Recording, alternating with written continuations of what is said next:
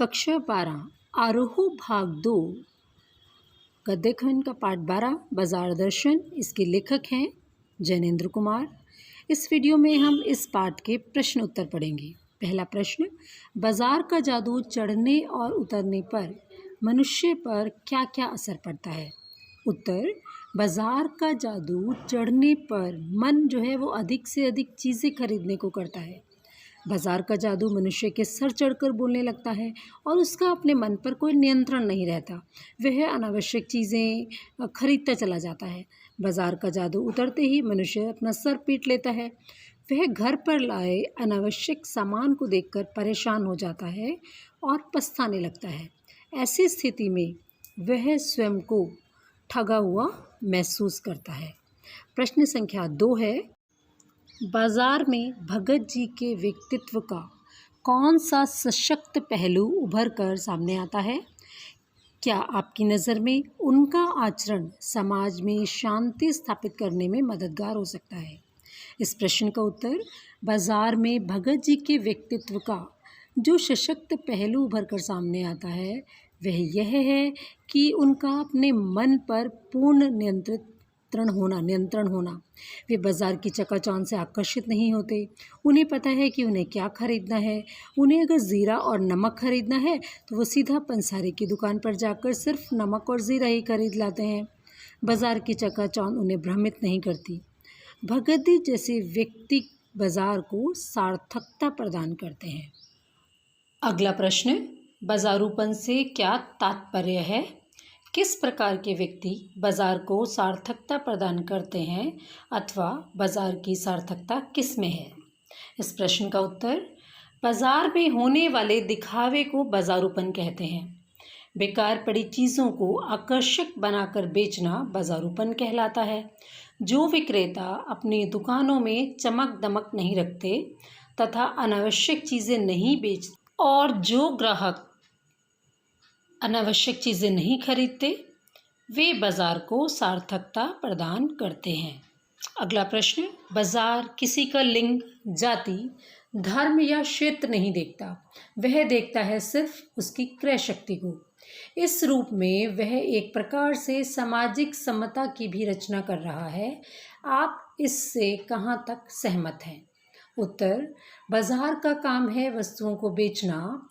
इस बात का कोई मतलब नहीं है कि ग्राहक कौन है, किस जाति या धर्म का है, पुरुष है या स्त्री।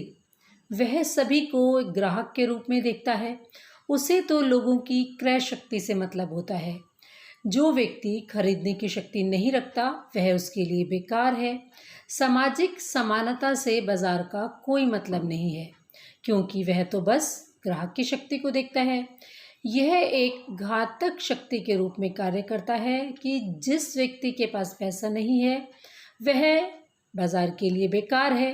बाज़ार का धर्म व्यक्ति नहीं अपितु पैसा है। प्रश्न 5, इस प्रश्न के 2 भाग हैं।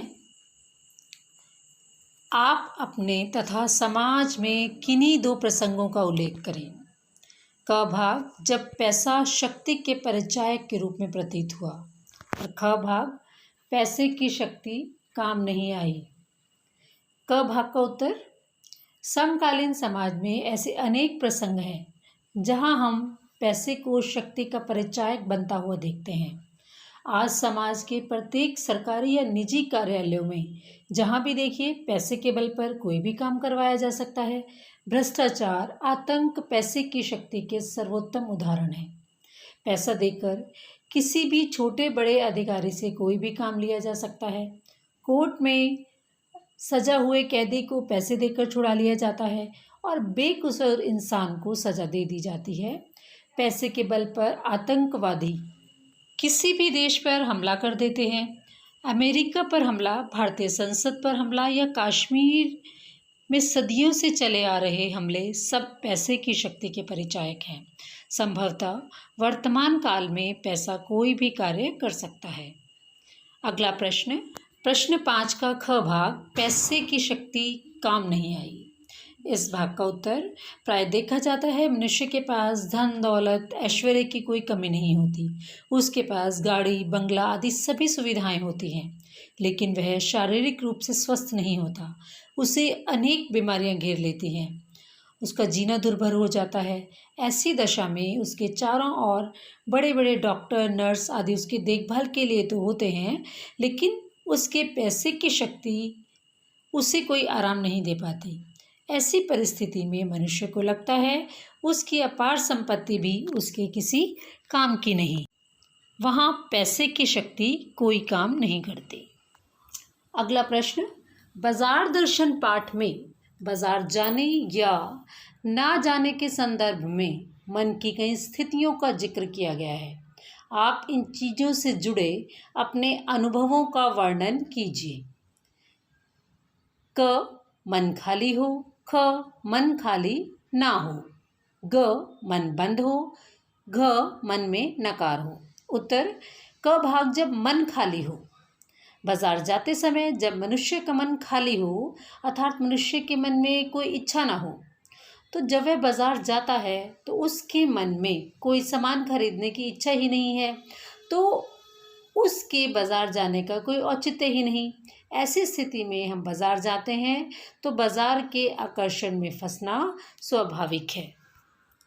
ख भाग, मन खाली ना हो। मनुष्य बाजार जाते समय अपने मन में पहले से ही सामान खरीदने की इच्छा होनी चाहिए उसके मन में, क्योंकि यदि हमारे मन में पहले से ही सामान की लिस्ट है, सामान खरीदने की इच्छा है, हमें पता है कि हमें क्या खरीदना है, तो हम केवल आवश्यकता अनुसार ही सामान खरीदते हैं, फिजूल सामान खरीद कर नहीं लाते। ग भाग, यदि हमारा मन बंद होगा तो हम शून्य हो जाएंगे, और जबकि शून्य तो केवल परमात्मा है, वह संपूर्ण है, बाकी सब अपूर्ण है, इसलिए मन जो है बंद नहीं रह सकता। घ भाग, जब हम बाजार जाते हैं तो हमें बाजार चारों तरफ से सजा धजा प्रतीत होता है। वह हमें अपने आकर्षण में फंसा लेना चाहता है, और यदि हमारे मन में नकार का भाव होगा तो बाजार चाह कर भी हमें अपने आकर्षण में नहीं फंसा सकता। अगला प्रश्न, बाजार दर्शन पाठ में किस प्रकार के ग्राहकों की बात हुई है? आप स्वयं को किस श्रेणी का ग्राहक मानते हैं? इस पाठ में कई प्रकार के ग्राहकों का चित्रण किया गया है। एक तो ऐसे ग्राहक जिनका मन खाली होता है, दूसरे वे जिनका मन भरा होता है, तीसरे जो यह जानते हैं कि उन्हें क्या चाहिए, चौथे जो नहीं जानते कि उन्हें क्या चाहिए। ऐसे ग्राहक जिन पर बाजार के आकर्षण और सौंदर्य का कोई प्रभाव नहीं पड़ता, जो एक दो वस्तु खरीद ले जाते हैं, लेकिन जब लौट कर आते हैं तो अनेक बंडल उनके साथ होते हैं। मैं स्वयं को मितव्ययी और संयमी ग्राहक मानती हूँ, जो बाजार की शान शौकत से प्रभावित ना होकर आवश्यकता अनुसार खरीदारी करती हूँ।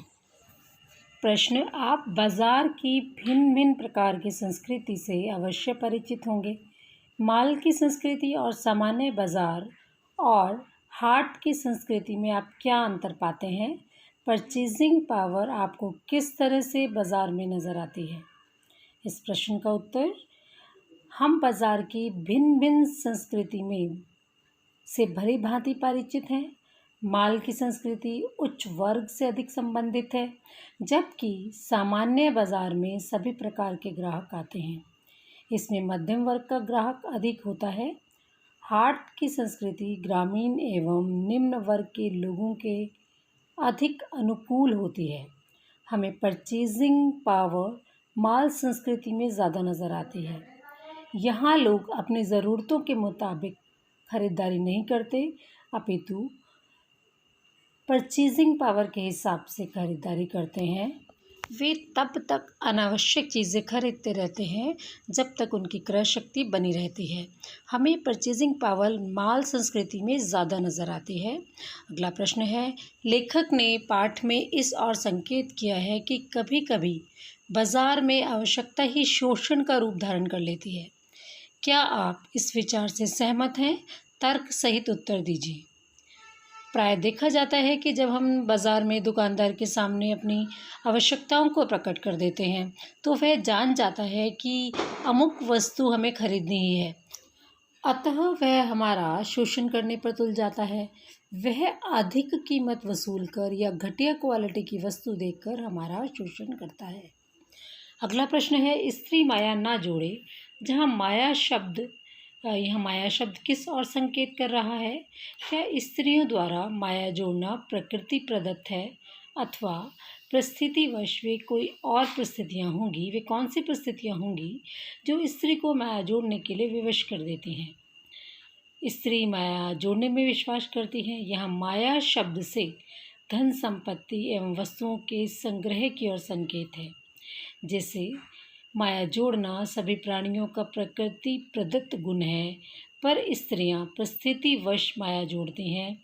यह परिस्थितियां निम्नलिखित हो सकती हैं, जैसे अनिश्चित भविष्य, संग्रह करने की प्रवृत्ति, दूसरों से बढ़कर दिखाने की प्रवृत्ति, अपने अहम की तुष्टि, बच्चों की पढ़ाई लिखाई, अंतः निर्भरता की पूर्ति या भविष्य की सुरक्षा। तो बच्चों, ये थे इस पाठ के प्रश्न अभ्यास पर आधारित कुछ प्रश्न उत्तर। अगली वीडियो में हम इस पाठ के बहुविकल्पीय प्रश्न पढ़ेंगे। धन्यवाद।